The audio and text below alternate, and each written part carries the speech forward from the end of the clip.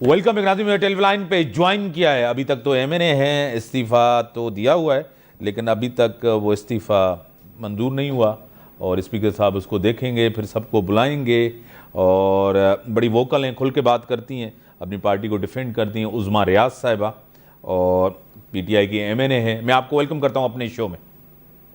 इम्तियाज साहब, जिस तरह के चैलेंजेस हैं, शहबाज शरीफ साहब प्राइम मिनिस्टर हैं जो ये तस्लीम कर रहे हैं, मान रहे हैं कि पिछली गवर्नमेंट ने बड़ी तबाही की है। हल क्या है? खान साहब भी कहते हैं इलेक्शन होने चाहिए, अभी फॉरेन फंडिंग का केस भी है, इलेक्शन रिफॉर्म्स भी होने हैं, क्या कहेंगी आप?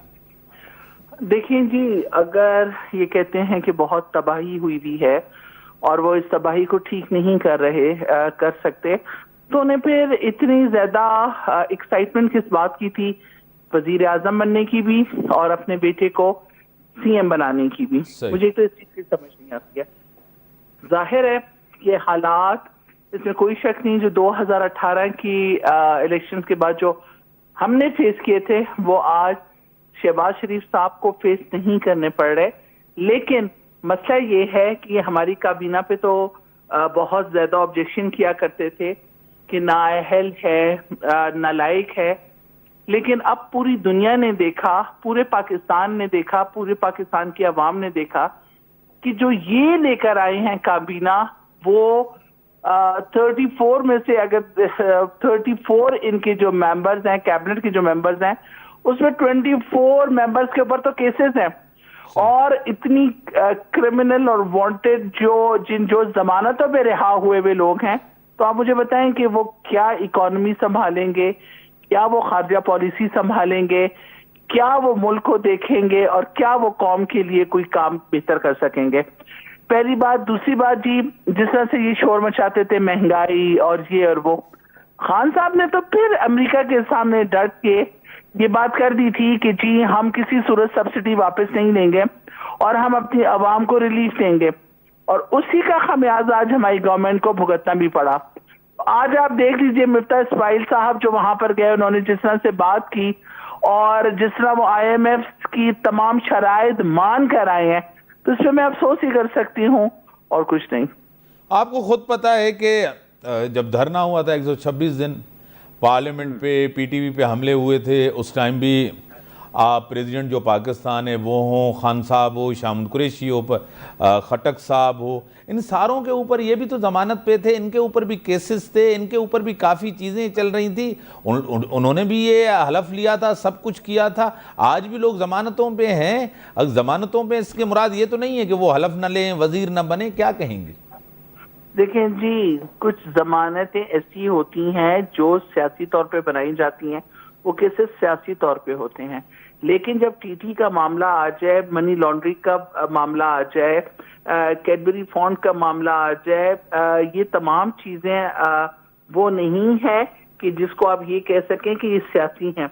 और ये वो तमाम चीजें हम बयान कर रहे हैं जो इंटरनेशनल मीडिया के ऊपर लोगों ने बयान की थी, और इन तमाम चीजों को ऑफशोर कंपनी थी, डॉन लीग्स थी, जो हमें बाहर से पता चला कि क्या हमारे मुल्क में ये हुक्मरान करते रहे हैं।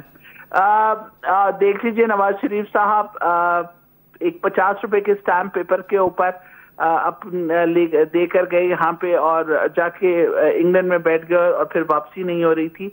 आज जब उनके प्लेटलेट्स ऊपर और नीचे जाया करते थे, आज देखें कि जैसे ही शहबाज शरीफ वापस आए तो लतीफ साहब जो है उन्होंने भी ये बयान दे दिया कि अब पाकिस्तान के डॉक्टर्स भी अच्छे हो गए हैं, वबा भी खत्म हो चुकी है और डॉक्टर्स भी इन 3-4 दिनों के अंदर इतने माहिर हो गए हैं कि वो ये नवाज शरीफ साहब का इलाज भी कर सकते हैं और वो वापस आ रहे हैं।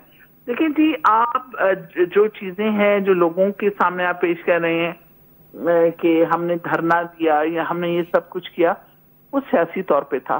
कोई ऐसी चीज खान साहब ने या पीटीआई ने नहीं की थी जो मुल्क कौम के खिलाफ हो, या खुदा ना खास्ता गद्दारी के जुमरे में आती हो, या खुदा ना खास्ता पाकिस्तान की अवाम का पैसा चुरा के खान साहब बाहर गए हो, या पाकिस्तान को नुकसान पहुंचाया हो। ये पार्लियामेंट पे हमला, पीटीवी पे स्टेट क्या इदारा उसके ऊपर हमला, सिविल नाफरमानी, बिल जलाना, ये आपको छोटी चीज लग रही है उस्मा साहिबा? देखिए जी, एक मिनट, आप बात कर रहे हैं कि जी हमने अगर बिल जला दिए थे तो हमने ये भी नहीं कहा, जरूर था, लेकिन अमल अगर कराना होता ना तो खान साहब बहुत अच्छे तरीके से और बड़े आराम से अमल करा सकते थे।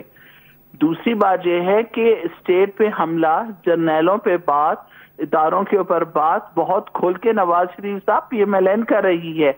उन लोगों ने इन तमाम स्टेट के इदारों को और इन लोगों को एक तरह से धमकियां देते रहे और बातें करते रहे हैं। आपको कोई ऐसी चीज नजर आई कि खान साहब या खान साहब की काबीना की किसी बंदे ने इस किस्म की कोई बात की हो, स्टेट के खिलाफ बात की हो, पाकिस्तान के खिलाफ बात की हो, फौज के खिलाफ बात की हो, या आइन के खिलाफ बात की हो? अभी ये जो सुप्रीम कोर्ट ने कहा और जो फैसला आया था, जिस तरह उसको डिप्टी स्पीकर ने नहीं माना, स्पीकर ने माना, खान साहब ने नहीं माना, और सब ने जो चीज़ें की, ये आपको आइन शिकनी नहीं, एक जो सोशल मीडिया के ऊपर, जो ट्विटर के ऊपर, जो इदारों को तनकीद, DGISPR को क्या कहना पड़ा कि खलीज पैदा की जा रही है अवाम और फौज के बीच में, दो किसने की? खान साहब ने की या खान साहब तो अब तक ये कहते हैं कि पाकिस्तानी फौज बेहतरीन फौज है और पाकिस्तानी फौज की बेइंतहा जरूरत है, इसके बगैर पाकिस्तान का तसव्वुर मुमकिन नहीं है। आप कैसे कह सकते हैं कि जी खान साहब ने या खान साहब की काबीना ने इस किस्म की कोई बात की है?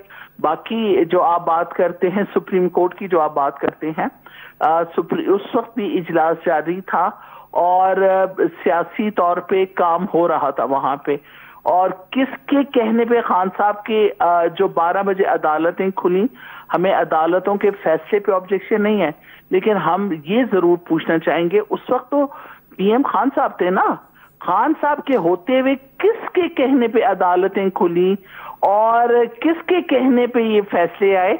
इन्वेस्टिगेशन यहाँ पे जरूरी है। पहली बात ये कि मैं एक बात सवाल करूं, पहली बात ये कि सुप्रीम कोर्ट जो है ना खान साहब के मातहत नहीं है। एक सुप्रीम कोर्ट जो होती है वो 24 घंटे होती है। एक तो आप जब आइन शिकनी हो तो सुप्रीम कोर्ट ज़रूर बैठेगी, जब मुल्क के अंदर आपने इजलास की, ना वोटिंग हो ना कुछ हो, सुबह से लेकर पूरे शाम तक पूरी कौम को आपने जिस तरह अजाब में डाला, सुप्रीम कोर्ट ने तो वो तारीखी फैसला किया जो नजरिया ज़रूरत को दफन किया। दूसरी बात, यही अदालतें, यही फैसले जब मियां नवाज शरीफ के खिलाफ आए तो आप बड़ी मिठाइयाँ बांट रहे थे, क्या कहेंगे?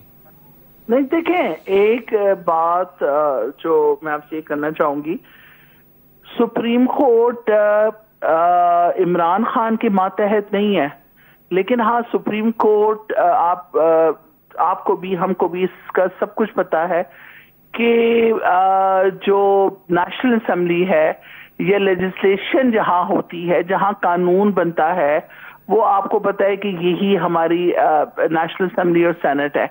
यहाँ पे कानून बनाए जाते हैं और यहाँ से ही इम्प्लीमेंट किए जा सकते हैं। जो सुप्रीम इदारा है वो हमारा यही इदारा है, उसके अंडर अदलिया भी आती है और बाकी तमाम चीजें भी आती हैं। मुझे इस बात पे नहीं है, बात आपने बहुत अच्छी की कि सुप्रीम कोर्ट 24 घंटे खुलनी चाहिए, बिल्कुल खुलनी चाहिए। खुलनी इस बात पे भी चाहिए कि आया जो वो मरासला आया था और उसके अंदर साजिश और मुदाखला, दो चीजें डालकर लोगों को, अवाम को कंफ्यूज किया जा रहा है, उसके ऊपर से ही करके बात की जाती और फिर उसको लेके चला जाता, उसको देखा जाता कि अगर PTI ये बात कर रही है और वही चीज आज आप पूरी अवाम को साजिश और मुदाखलत के अंदर इन्वॉल्व तो कर रहे हैं, लेकिन ये चीज क्यों नहीं आप कहते हैं कि जो PTI का स्टांस था कि इस मरासले के अंदर ये बयान किया गया है कि किस तरह से तहरीक अदम एतमाद लेकर आके खान साहब को डीसीट करके और उसके बाद अमेरिका ने कहा कि आपकी तमाम गुनाह माफ हैं। फिर हॉर्स ट्रेडिंग की गई, लोगों को खरीदा गया। फिर उसके बाद जो मुनहरिफ अराकीन थे उसके ऊपर अभी तक फैसला क्यों डिले किया जा रहा है, उनको क्यों नहीं डीसीट किया जा रहा? क्या आप नहीं समझते कि खान साहब को अगर डीसीट करने के लिए, खान साहब को अपने उस ओहदे से हटाने के लिए अगर सुप्रीम कोर्ट 12 बजे खुल सकती है, अच्छी बात है, बहुत अच्छी बात है, लेकिन इन चीजों के ऊपर भी सुप्रीम कोर्ट क्यों नहीं जल्द से जल्द फैसले। बड़ी मेहरबानी, बड़ी मेहरबानी, बड़ी मेहरबानी। टाइम लिमिटेड है, दूसरे शो में आपको ज़रूर मिलूंगा। आपको खुद पता है कि ख़त के हवाले से DGISPR की प्रेस कॉन्फ्रेंस आपके सामने होगी, और जो दूसरी दफ़ा कमेटी बैठी थी उसका भी आपके सामने होगा कि कोई साजिश नहीं हुई। और आपको ख़ुद खान साहब ने एक बड़ा यू टर्न भी लिया उसके बाद, और उन्होंने कहा था कि न मैं किसी के भी ख़िलाफ़ नहीं हूँ, न मैं अमेरिका के ख़िलाफ़ हूँ, न मैं इंडिया के ख़िलाफ़ हूँ, किसी के भी मैं ख़िलाफ़ नहीं हूँ। उसके बाद उन्होंने बड़ा यू टर्न लिया कि मैं किसी इदारे के भी ख़िलाफ़ नहीं हूँ। उससे पहले जो आपको पता है जो चीज़ें हुई सोशल मीडिया पर आप सामने, नाज़रीन इन इजाज़त, अल्लाह हाफ़िज़।